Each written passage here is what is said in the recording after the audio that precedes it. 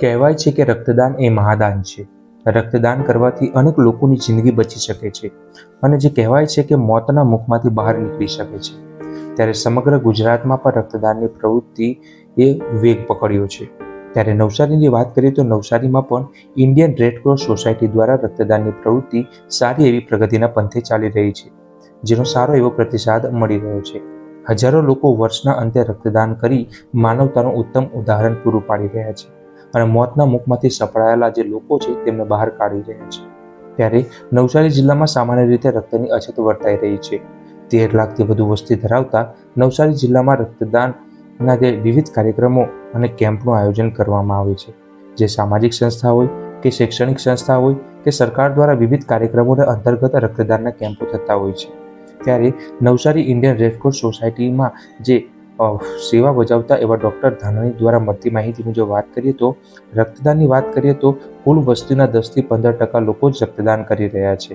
ત્યારે 9 વર્ષ 2025ની શરૂઆત થઈ ગઈ છે અને ગત વર્ષ 2024ની વાત કરીએ તો નવસારી જિલ્લામાં 5872 એવા લોકો હતા જે ગત વર્ષ એટલે કે 2024 દરમિયાન પ્રથમ વખત રક્તદાન કર્યું છે, જે માહિતી સામે આવી છે. અને વિનામૂલ્યે રેડ ક્રોસ સોસાયટી દ્વારા પણ દર્દીઓને જે રક્તની યુનિટો આપવામાં આવી છે, જે માહિતી આવી છે કે 3839 યુનિટ જે છે રક્ત તે દર્દીઓને આપવામાં આવી છે, જેમાં થેલેસેમિયા અને જરૂરિયાતમંદ પરિવાર જે ગરીબ પરિવાર છે જેઓ રક્તની જે કિંમત છે તે ચૂકવી શકતા નથી તેના માટે વિનામૂલ્યે આપવામાં આવે છે. આમ જો તેની કિંમત ગણવામાં આવે તો 45,43,400 રૂપિયા છે અને ઓછા ભાવે અને રાહત દરે જરૂરિયાતમંદ પરિવારોને પણ 3,452 યુનિટ રક્ત આપવામાં આવ્યું છે, જેમના પાસેથી માત્ર 20,92,950 રૂપિયા જ વસૂલવામાં આવ્યા છે. ત્યારે રક્તદાન 11,561 યુનિટ રક્તદાન આ વર્ષે એટલે કે જે 2024 દરમિયાન ભેગું થયું છે, જેમાં 141 જેટલા કેમ્પ થયા હતા અને 8,738 યુનિટ 2024 રક્તદાનને લઈને સારો પ્રતિસાદ મળ્યો છે. આગલા વર્ષે 11,016 લોકોએ રક્તદાન કર્યું હતું. આ વર્ષે 11,561 એટલે થોડું વધારે છે, એટલે અમે તો સારું જ કહીએ ને.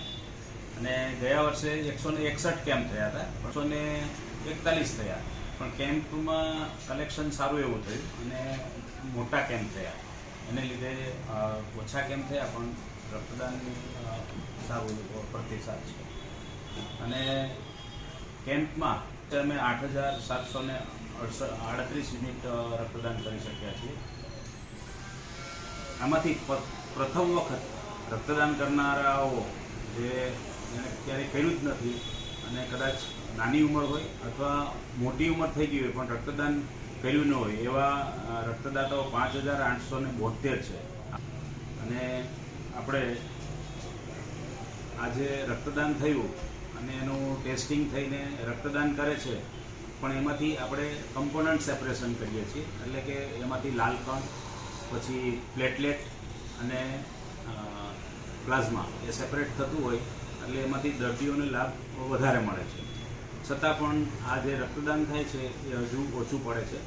અને જે આપણા નવસારી શહેર અને આજુબાજુમાં અત્યારે જે મેડિકલ ફેસિલિટી એટલી બધી વધી ગઈ અને લોકોને અહીંયા જ સેવા મળે છે અને ઘણા બધા કોમ્પ્લિકેટેડ ઓપરેશનો એ પણ નવસારીની સારી હોસ્પિટલોમાં થવા માંડ્યા છે.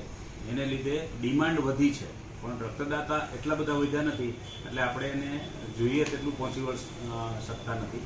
વિનામૂલ્યે આપણે 3,839 બોટલ આપણે ફ્રીમાં આપ્યું છે. એમાં થેલેસેમિયાના દર્દીઓ છે, સિકલ સેલ એનિમિયાના દર્દીઓ છે,